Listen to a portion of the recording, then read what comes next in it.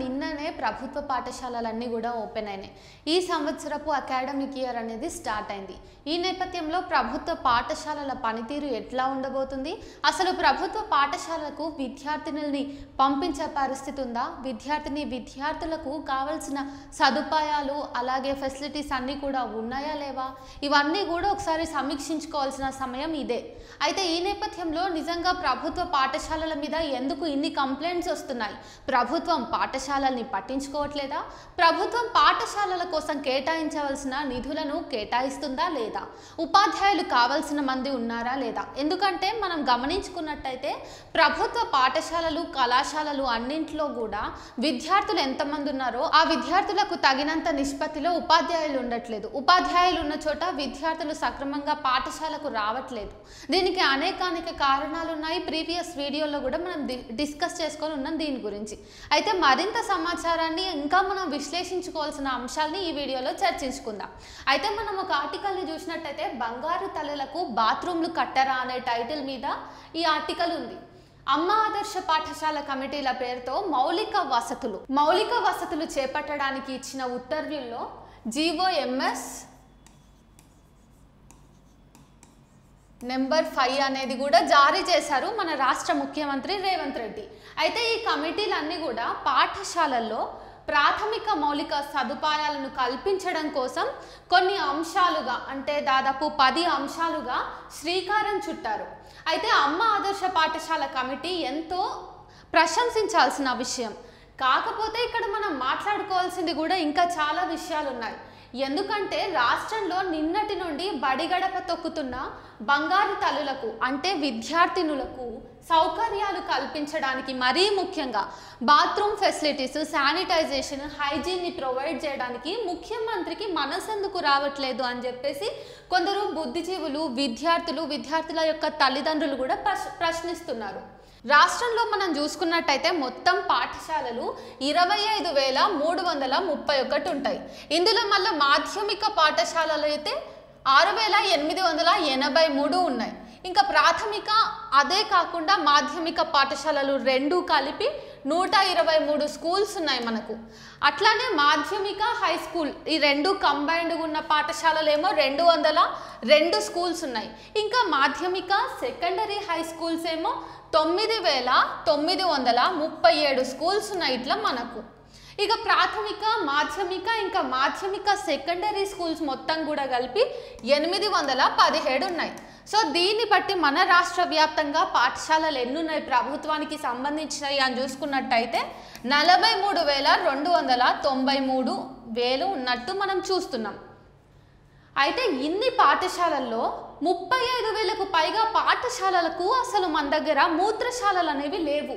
దీన్ని బట్టి మనం అర్థం చేసుకోవచ్చు ప్రభుత్వ పనితీరు, ప్రభుత్వ యంత్రాంగము పిల్లలకు ఎంత విలువిస్తుంది, రేపటి భవిష్యత్తుకు ఎంత ఇంపార్టెన్స్ ఇస్తుంది అన్నది. మూత్రశాలలు కొన్నింటికి ఉన్నా కూడా వాటిని ఉపయోగించుకోవడానికి ఏమాత్రం కూడా పనికి రాకుండా ఉన్నాయి. అంతేకాకుండా చాలా మూత్రశాలల్లో, చాలా పాఠశాలల్లో అటు తాగడానికి కానివ్వండి, వాడుకోవడానికి కానివ్వండి మంచినీరు అనేది ఏమాత్రం కూడా అవైలబుల్గా లేవు. సో నీటి సౌకర్యం కలిగి ఉన్న విద్యా సంస్థలకు స్కావెంజర్ పోస్టులు కూడా లేని పరిస్థితి ఉంది. సో అదుంటే ఇది ఉండదు, ఇది ఉంటే అది ఉండదు. ఈ పరిస్థితుల్లో మన ప్రభుత్వ విద్యా సంస్థలన్నీ కూడా ఉన్నాయన్నమాట. అయితే తీవ్రమైన దుర్వాసనలు చేస్తూ స్కావెంజర్లు లేని పాఠశాలలకి కనీసం ఇప్పుడు మనం వెళ్ళి ఎట్లా ఉంది పరిస్థితి అని చూడడానికి కూడా లేనంత దుర్వాసన కలిగిస్తున్న పాఠశాలలు కూడా మన రాష్ట్రంలో చాలా ఉన్నాయి. అంతేకాకుండా రాష్ట్రంలోని ప్రభుత్వ పాఠశాలలు, కళాశాలలు, హాస్టల్స్లో సుమారు మనకి విద్యార్థులు ఎంతమంది ఉన్నారు అని చూసుకున్నట్టయితే 30 లక్షల మంది విద్యార్థులు మన ప్రభుత్వ విద్యా సంస్థల్లో చదువుకుంటున్నారు రాష్ట్ర వ్యాప్తంగా. వీరిలో మనము ఒకవేళ స్టాటిస్టిక్స్ తీస్తే రిపోర్టులు ఏం చెప్తున్నాయంటే ప్రతి 3 విద్యార్థుల్లో ఒక్కరు మాత్రమే బాత్రూమ్ ఫెసిలిటీస్కి, శానిటైజేషన్కు అఫోర్డ్ అవ్వగలుగుతున్నారంట. సో 3 విద్యార్థుల్లో ఒకరు మాత్రమే ఈ ఫెసిలిటీస్ అన్నింటినీ తీసుకోగలిగితే మరి ఇట్లా ప్రతి 3లో 2 విద్యార్థుల పరిస్థితి ఏంటి? ఇదే పెద్ద ప్రశ్న ఇక్కడ. మరి దీనికోసం ఎవరు ప్రశ్నిస్తారు? ముఖ్యమంత్రికి వీళ్ళందరి మీద కొంచెమన్నా కన్సర్న్ ఉంటే ఆయనంతట ఆయననే పాఠశాలలు తిరుగుతాడు, లేదంటే సమీక్షించుకోవచ్చు.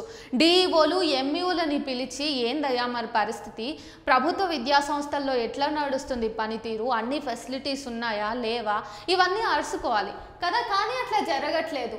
అసలు 30 లక్షల మందిలా ప్రతి ముగ్గురులో ఒక్కరికి మాత్రమే మూత్రశాలల సౌకర్యం ఉందంటే ఇంకా మన భావి భారతదేశంలో ప్రత్యేకంగా కొట్లాడి తెచ్చుకున్న తెలంగాణలో విద్యార్థుల పరిస్థితి ఎంత దయనీయ స్థితిలో ఉందో మనం ఇట్లనే ఆలోచన చేసుకోవచ్చు. అయితే పట్టణంలో ఇంకా నగర ప్రాంతాల్లో చదువుతున్న విద్యార్థినులకు మూత్రశాలలు లేవు అనే కారణంతో వాళ్ళు ఎవరికి చెప్పుకోలేకపోతున్నారు. మన సొసైటీలో ఆడదాని గౌరవం అంతా కూడా వాళ్ళ కుటుంబానికి ఆపాదిస్తారు.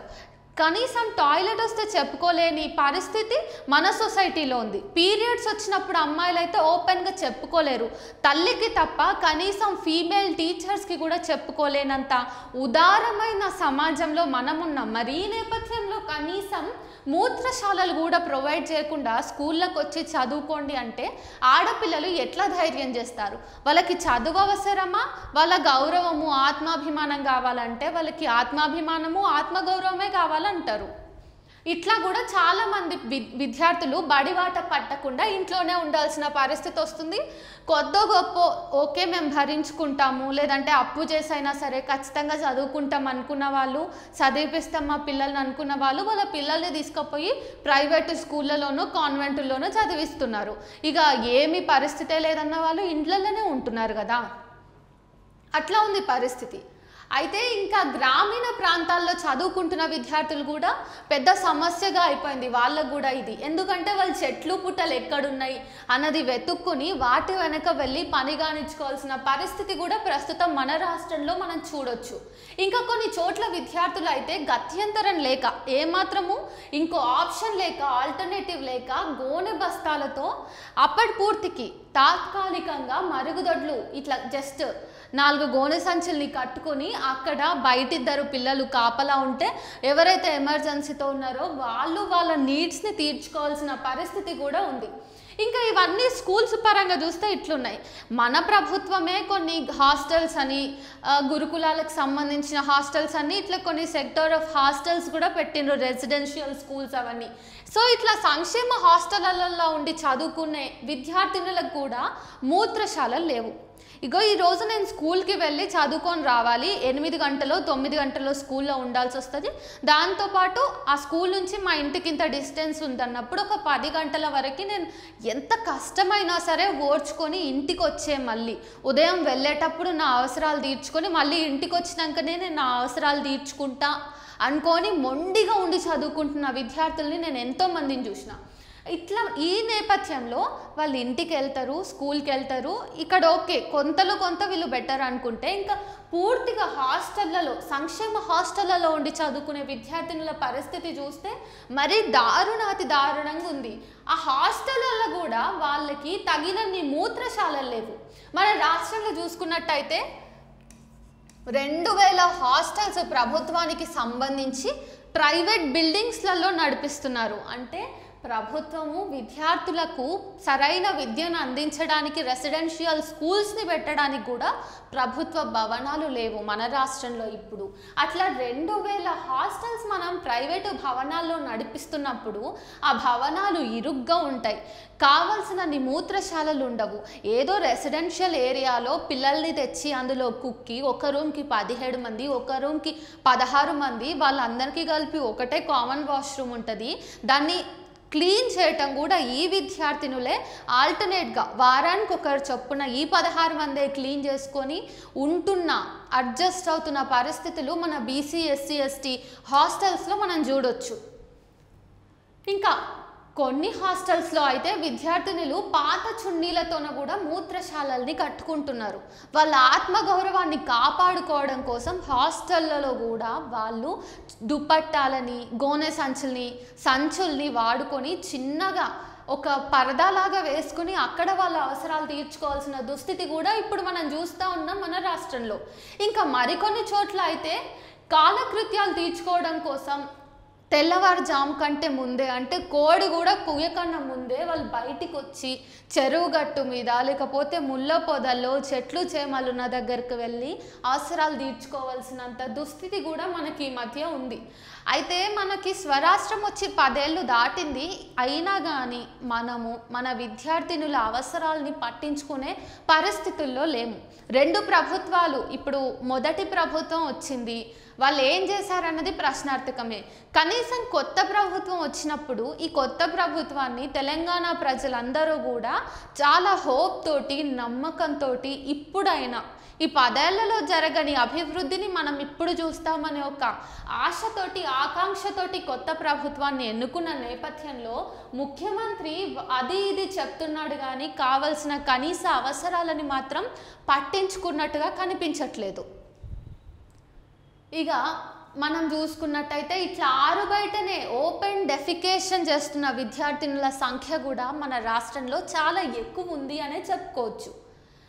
ఇట్లా ఎవరైతే ఓపెన్ డెఫికేషన్కి బయటికి వెళ్తున్నారో వాళ్ళ అవసరాలు తీర్చుకునే ప్రాసెస్లో పాము కాటుకు, తేలు కాటుకు, కీటకాలు, విషసర్పాలు కాటేసి అక్కడికక్కడే మృతి చెందుతున్న మృతుల్ని కూడా మనము నమోదైన విషయాన్ని చూడొచ్చు.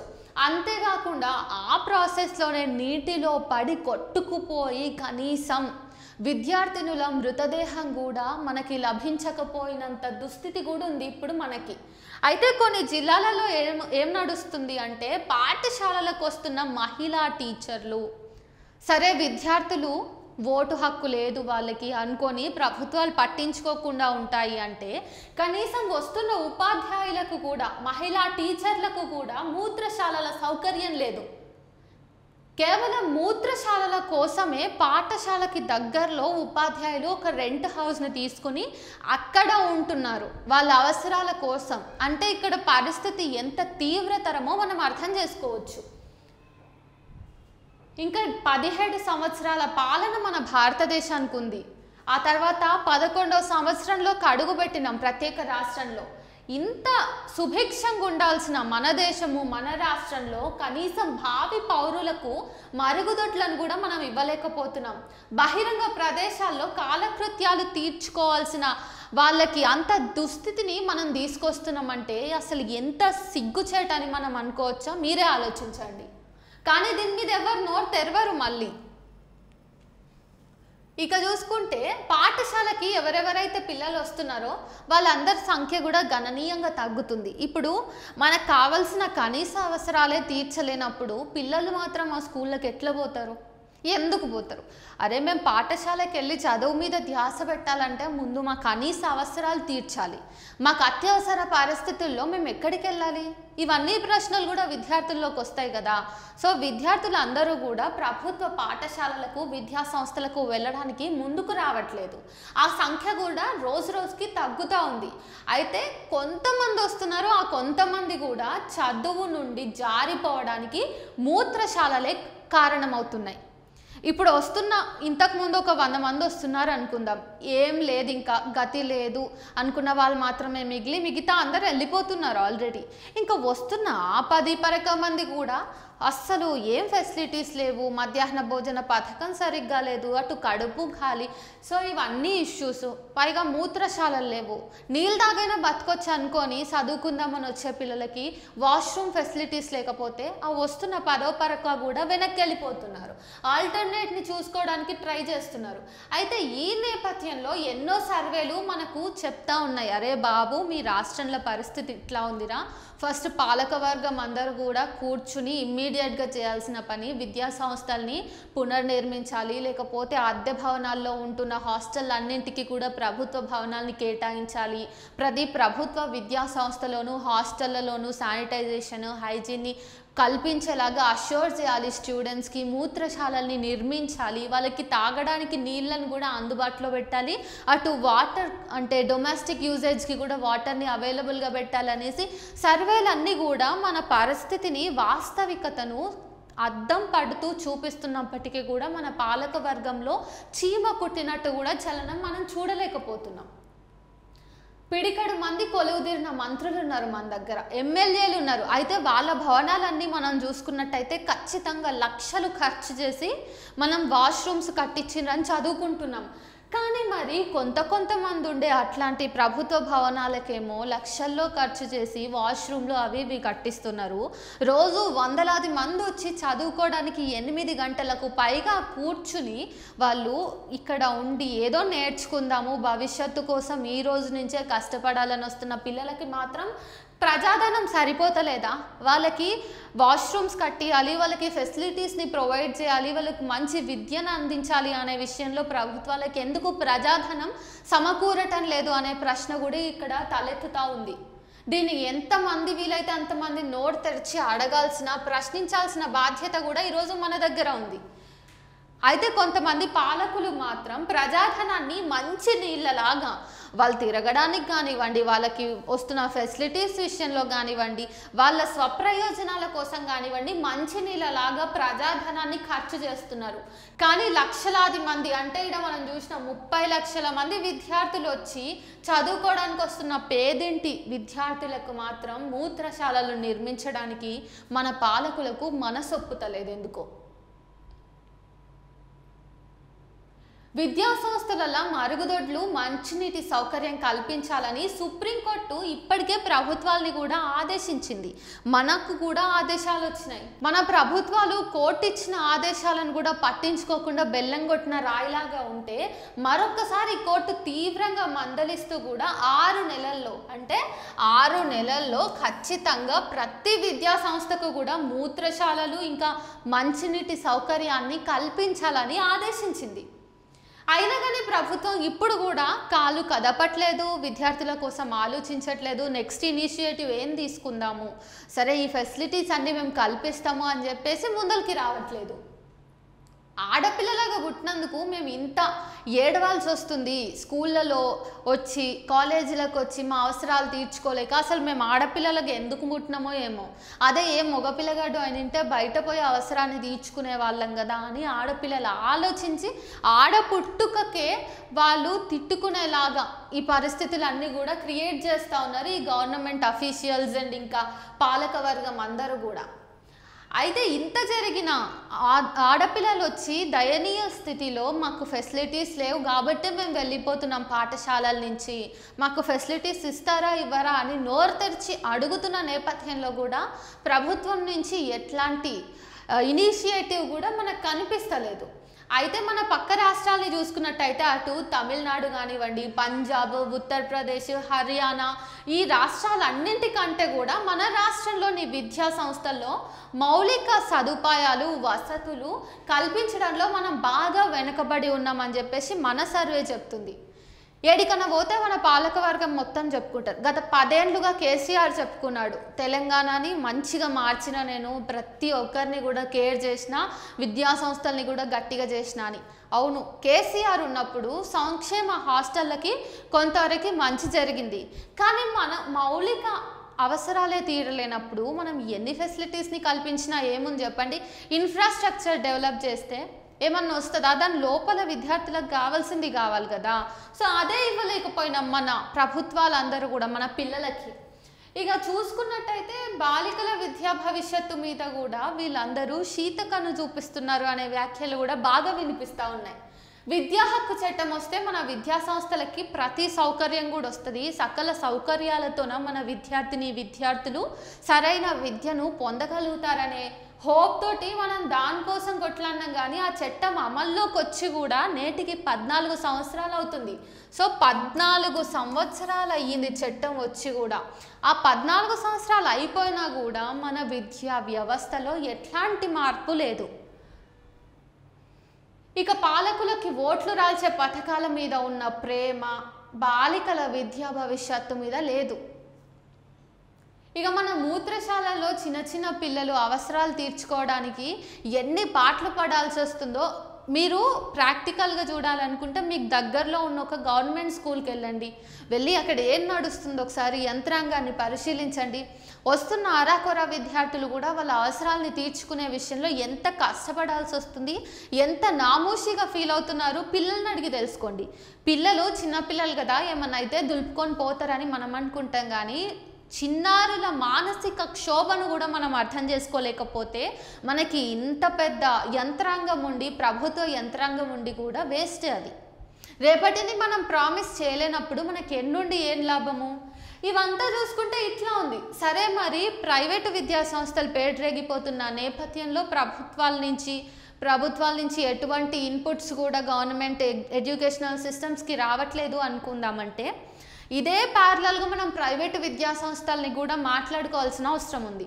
ఎందుకంటే ప్రభుత్వ విద్యా సంస్థల్లో మనకి ఇవి కొరవడ్డాయి అని చెప్పేసి ఇంతగా మాట్లాడుకుంటున్నాము, కొట్లాడి సాధించుకుంటామేమో. ప్రభుత్వాలన్నీ కూడా తప్పక తల వంచుకొని విద్యార్థుల కాళ్ళ దగ్గరకు వచ్చి కనీస అవసరాలన్నీ తీర్చాల్సిన పరిస్థితిని మనం తీసుకొస్తామేమో.